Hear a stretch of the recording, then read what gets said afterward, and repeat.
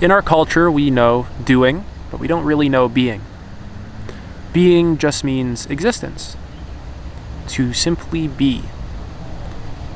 Doing we're very familiar with: accomplishment, progress, goal settings, achievement, conquering, destroying, overcoming, fighting, campaigning. Very familiar with that. Being, rest, awareness. We're not as familiar with that, and this is throwing us out of balance.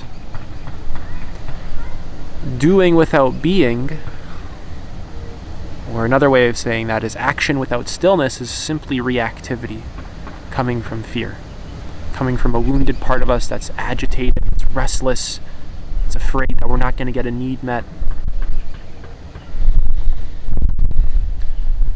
But action that's aligned with stillness, that's informed by stillness, is acting in alignment. I hope the wind doesn't mess up the audio.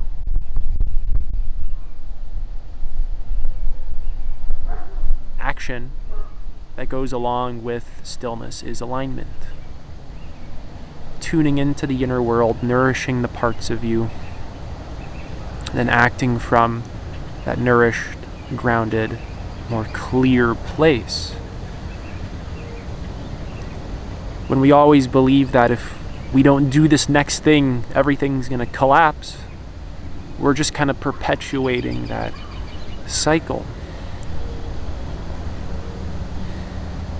If we don't accomplish this goal, or if we let go of this thing that we have to do, we let go of this work that we have to do, that everything's going to collapse. If we stay in that pattern, where is that going to take us long term?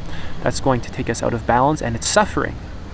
You can find in yourself, if you're just honest and you want to just reflect on your experience for even a moment, you'll find that this is not comfortable. Why is it not comfortable? This is your own body, your own being, your own system telling you this is out of balance.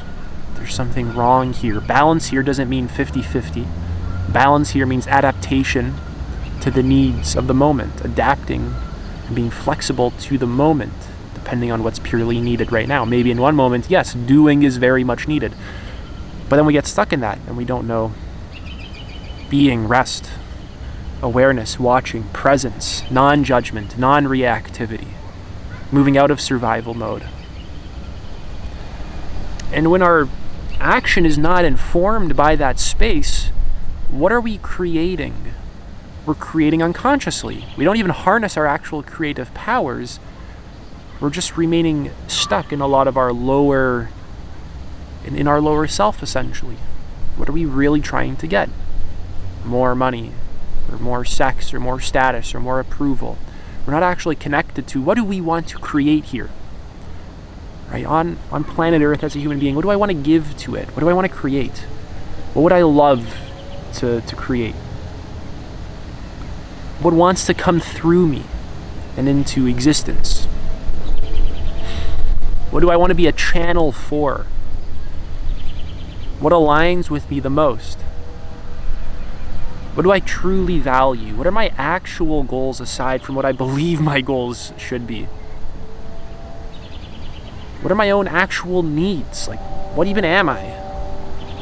We don't actually question a lot of these fundamental things. We just kind of are so afraid that if we don't do something, we're just going to collapse. To the point where something like reflection, very basic, like basic reflection, we don't even do that.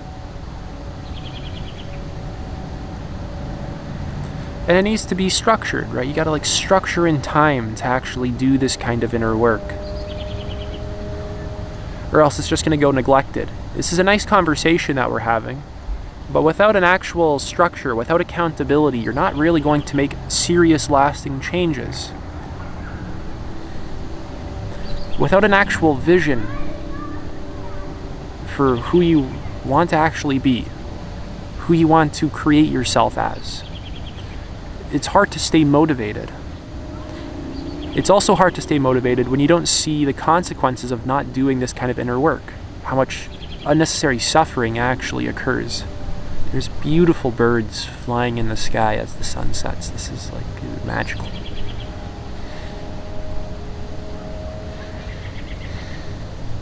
So how do you do this kind of inner work that I'm talking about? Meditation retreats, journaling, deep questioning, parts work, like internal family systems, getting your diet cleared up so that your mind can work properly, so you're not poisoning your body, because your mind and your body are one. If your body's not doing well, don't be surprised if you have trouble investigating your inner world. If your physical body's breaking down, of course, you're not going to be doing too well, so you want to care for that one as well. Have relationships that nurture this. Have relationships that keep you accountable and supportive throughout this process. There's a whole lot of ways to do this kind of work. Meditation being extremely fundamental, because meditation is just being aware. Just watching, just being present, non-judgmental, attuning to the moment, sensing into it, cleaning off your glasses so that you're not looking through dirty glasses. Breath work is really good. Essentially, you got to come into contact with the aware space. The part of you that's just aware. Part of you that doesn't judge, doesn't think. The part of you that doesn't have any sort of preference for what's going on. Not that you repress the parts of you that think or feel or have preference, but that you're bringing awareness, pure awareness, into yourself as a human being. You're bringing the absolute into the relative. You're bringing God into the human. You're bringing heaven into earth. You're bringing awareness into the moment. You're bringing the formless into the world of form.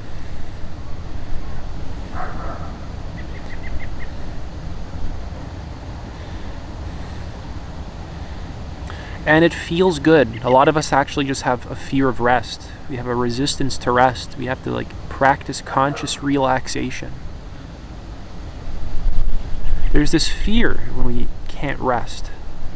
That again, if we don't do something, it's going to break down. There's essentially a part of us that's stuck in this agitated, survival-oriented state that has this very polarizing belief that if I don't do this, something horrible is going to happen and I have to do this. And of course, maybe that's true, maybe it's not. Can we inquire into this part? What happens? What does it think will happen when we just let go of this pattern? At least just for now. In this moment, can I afford to just be? Can I afford to just rest?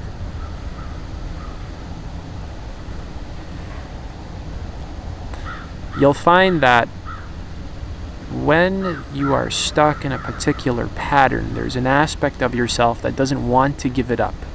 And there's another aspect of yourself that wants to give it up because it knows it's suffering. And you have to inquire into that aspect of yourself that's furthering your own unnecessary suffering and integrate it.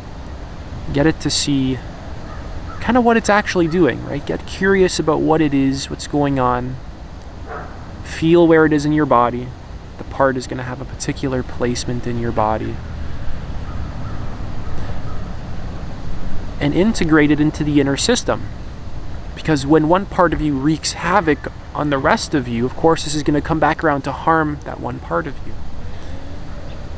That part of you is so fragmented, so divided, so isolated and disconnected that it doesn't even really perceive the damage that it's doing. And you're acting from that part. And it's exhausting.